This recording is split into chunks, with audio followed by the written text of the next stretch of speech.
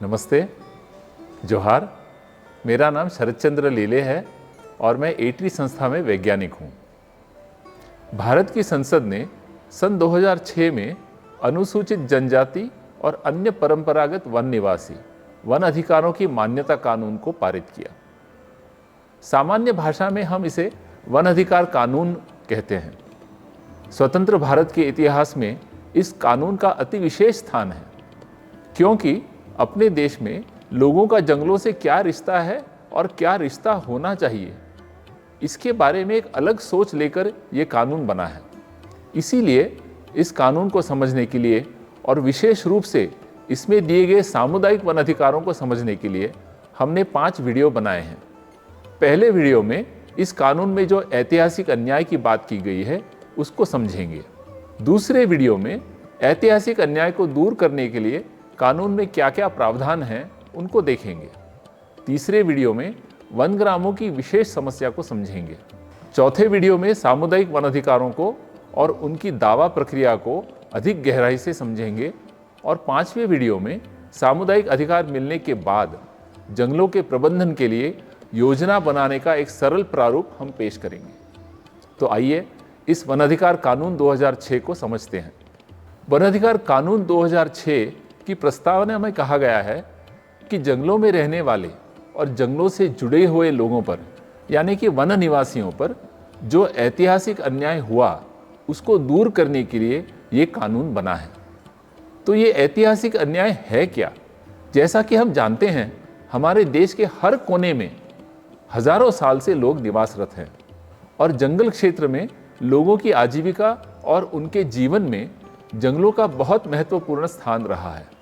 चूल्हे के लिए जलाऊ लकड़ी, जानवरों के लिए चारा, हल और औजारों के लिए और घर बनाने के लिए इमारती लकड़ी, खाने के लिए कंदमूल, स्वास्थ्य के लिए जड़ी बूटी, ऐसी अनेक चीज़ों के लिए लोग जंगलों पर निर्भर थे और अभी भी हैं। साथ ही इन समुदायों की संस्कृति, विशेषकर आदिवासी समाज की संस्कृति, जंगल से पूरी तरह जुड़ी हुई है। इतनी निर्भरता और इतना जुड़ाव होने पर स्वाभाविक है कि इन जंगलों के उपयोग के साथ साथ लोग इन जंगलों का प्रबंधन भी करते थे। हर गांव की एक पारंपरिक सीमा हुआ करती थी, जिसके अंदर जंगलों के बारे में कुछ नियम हुआ करते थे। भला वो गांव आदिवासी समाज का हो या गैर आदिवासी समाज का, ये परंपराएं सदियों से चली आ रही है। कभी कभी स्थानिक राजा अपना कुछ हक जताते थे, जैसे कि शिकार का हक, लेकिन इसके अलावा अधिकतर बातों में लोग ही जंगलों का उपयोग और प्रबंधन अपने हिसाब से करते थे। परंतु अंग्रेज जब अपने देश पर हावी हुए तो उसके बाद इस व्यवस्था में आमूलाग्र बदलाव हुआ। अंग्रेजों का मानना था कि इस देश की पूरी संपत्ति उन्हीं की है, भला वो खेती हो या जंगल हो। खेती पर उन्होंने लगान लगाई और जंगलों का बड़े पैमाने पर दोहन शुरू किया। अंग्रेजों ने कहा कि जंगल सरकार का है, लोगों का नहीं। तो फिर अगर लोग जंगल का इस्तेमाल करना चाहेंगे तो सरकार उन्हें अनुमति देगी, तभी वो इस्तेमाल कर सकते हैं और उसके लिए सरकार उनसे लगान वसूल कर सकती है। और जंगल में जो भी कीमती संपत्ति है, जैसे कि इमारती लकड़ी, वो तो सरकार की ही है। केवल सरकार ही उसकी कटाई करेगी, दोहन करेगी, उपयोग करेगी या पैसा कमाएगी।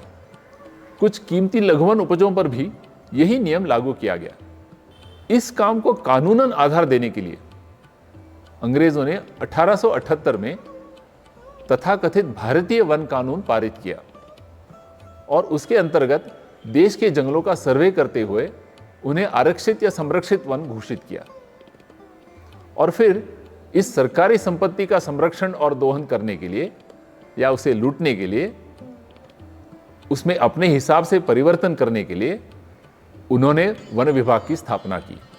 ये जो नए किस्म की वन नीति, शासन और प्रबंधन अंग्रेजों ने अपने देश पर थोपा, उसी से लोग और सरकार के बीच संघर्ष पैदा हुआ और यहीं से ऐतिहासिक अन्याय की शुरुआत हुई। इस नीति का अमल करने में एक नहीं, अनेक तरह से लोगों पर अन्याय हुआ। पहली बात तो यह हुई कि अंग्रेजों ने झूम की खेती पर पूरी तरह से रोक लगा दी। जैसा कि आप जानते होंगे, झूम की खेती, जिसे पूड़ू या कुमरी भी कहते हैं, एक घुमंतु पद्धति की खेती है जिसे आदिवासी समाज ने अपनाया था।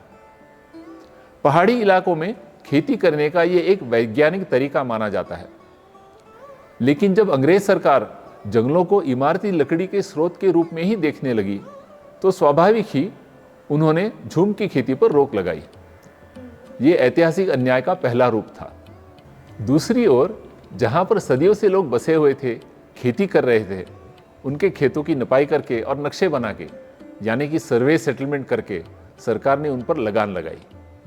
लेकिन कई क्षेत्र जंगल के काफी भीतर थे जहां पर सर्वे नहीं हुआ, तो इन लोगों की खेती के बारे में सरकार में रिकॉर्ड नहीं बना और फिर इन लोगों को अतिक्रमणवादी माना गया। ये समस्या 1947 के बाद कुछ ज्यादा ही बढ़ गई।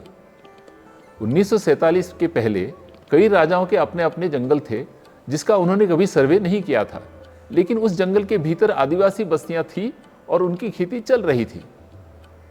जब 1947 के बाद राजाओं का राज खत्म हुआ और अपनी सरकार आई, तब इन सभी जंगलों को तुरंत सरकारी जंगल घोषित किया गया और कई जगह पर जांच किए बिना इन जंगलों की सीमाएं तय की गई। इसका परिणाम यह हुआ कि जंगल के भीतर जो लोग निवासरत थे और खेती कर रहे थे, वे रातों रात अतिक्रमणवादी घोषित किए गए। आगे बढ़ते हुए 1960 के आसपास जब देश में भूखमरी का डर था, तब ग्रो मोर फूड कार्यक्रम के अंतर्गत कई जगह पर लोगों को तात्कालिक रूप से जंगल जमीन पर खेती करने के लिए अनुमति दी गई, प्रोत्साहित किया गया। ये खेती आगे चलती रही, लेकिन कभी उन्हें कायम रूप से जमीन पर अधिकार नहीं दिया गया। तो अधूरे सर्वे के कारण, अधूरी जांच के कारण या फिर तात्कालिक खेती को मान्यता न देने के कारण इस खेती को अतिक्रमण कहलाना, ये ऐतिहासिक अन्याय का दूसरा रूप है। इसी के साथ तीसरा जो अन्याय हुआ वो है वनग्रामों की स्थापना। जंगल पर सरकार ने हक तो जताया, लेकिन उस जंगल में काम करेगा कौन? लकड़ी के दोहन के लिए और सभी जंगल के काम के लिए मजदूर की आवश्यकता है। तो फिर उन्हीं आदिवासियों को जंगल के बीच बसाया गया और उसके बदले उनसे जंगल में काम करवाया गया। देश स्वतंत्र होकर 60 साल गुजर गए, लेकिन कई राज्यों में वनग्राम व्यवस्था बरकरार रही। ये रहा ऐतिहासिक अन्याय का तीसरा रूप। इसके बारे में अधिक जानकारी हमने इस श्रृंखला के तीसरे वीडियो में दी है। चौथी बात तो सीधी सी है, जो मैंने पहले ही बताया कि जब जंगल और उसके सभी संसाधन, सभी वनोपज सरकार की है, तो उसका उपभोग करने का या दोहन करने का जो परंपरागत अधिकार लोगों का था, वो अधिकार अब नहीं रहा। लोग वनोपज के उपभोग से या तो पूरी तरह से वंचित हो गए, जैसे कि इमारती लकड़ी से, या फिर उन्हें लगान देनी पड़ी, जैसे कि चराई के लिए, या फिर सरकारी वनरक्षकों को घूस देनी पड़ी, जैसे कि जलाऊ लकड़ी के लिए, और फिर सरकारी काम के लिए अपने ही जंगल में वे सरकार के मजदूर बन गए। तो लोगों का वनोपज के दोहन का और दैनंदिन उपयोग या निस्तार का अधिकार, जंगल में अपने देवी देवताओं के स्थल पर जाकर पूजा करने का अधिकार, ये सभी अधिकार छीन लेना, ये ऐतिहासिक अन्याय का चौथा रूप था। इससे लोगों की आजीविका और जीवन पर बड़ा जबरदस्त आघात हुआ। इसके कारण कई जगह पर संघर्ष पैदा हुआ। लोगों ने आवाज उठाई, विरोध किया, और इस विरोध को शांत करने के लिए विविध तरीके से अंग्रेज सरकार ने कुछ हद तक दोहन के लिए छूट दे दी, सहूलियत दी, जिसे प्रिविलेजेस या निस्तार की सहूलियत कहा गया।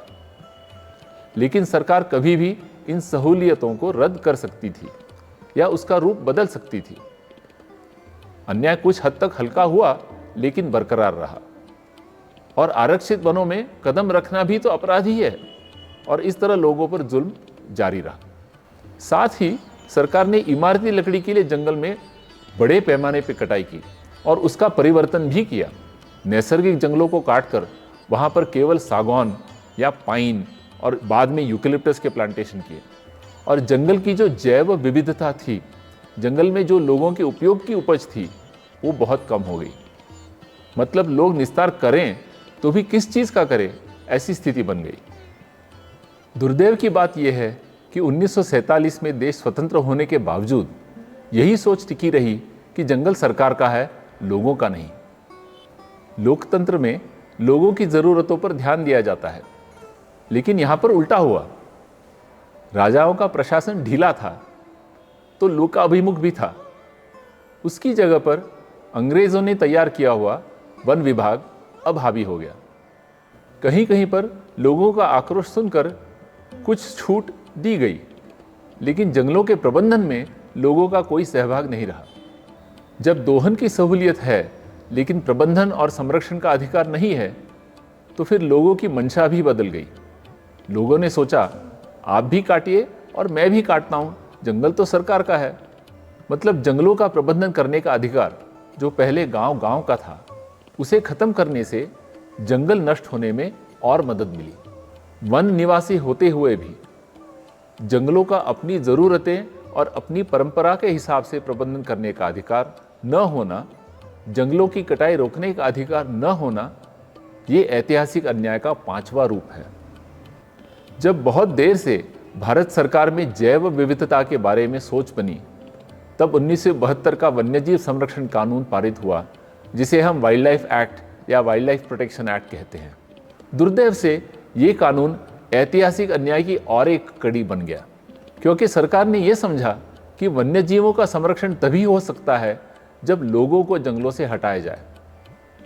इस कानून के जरिए किसी क्षेत्र को राष्ट्रीय उद्यान या अभयारण्य घोषित करने पर लोगों को वहां से हटाने का अधिकार सरकार को, यानी कि वन विभाग को मिला।